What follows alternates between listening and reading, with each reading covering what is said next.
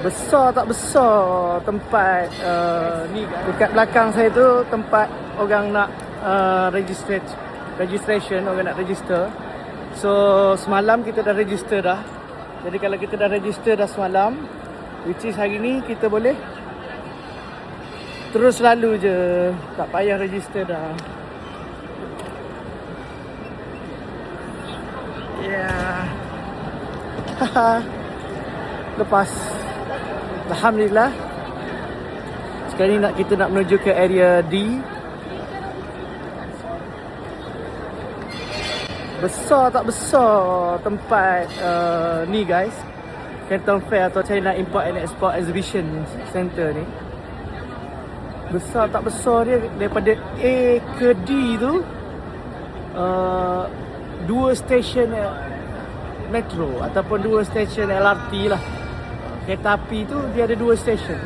Kalau kau nak pergi stesen area A dengan B, turunlah dekat stesen yang pertama. Kalau kau nak pergi ke area C dan D, kau kena turun stesen yang kedua. Maksudnya 2 stesen. Besar tak besar saya nak gambarkan kepada tuan-puan. Luas tak luas nak berjalan.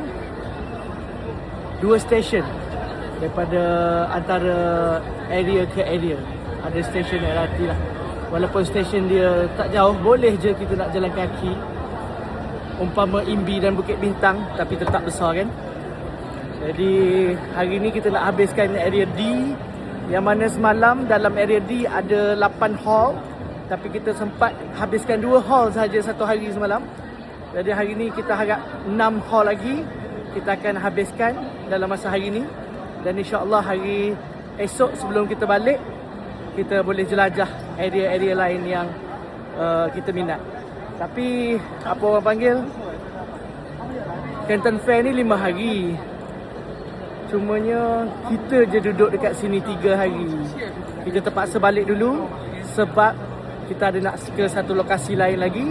Kalau nak tahu kita nak ke mana, jom ke next video.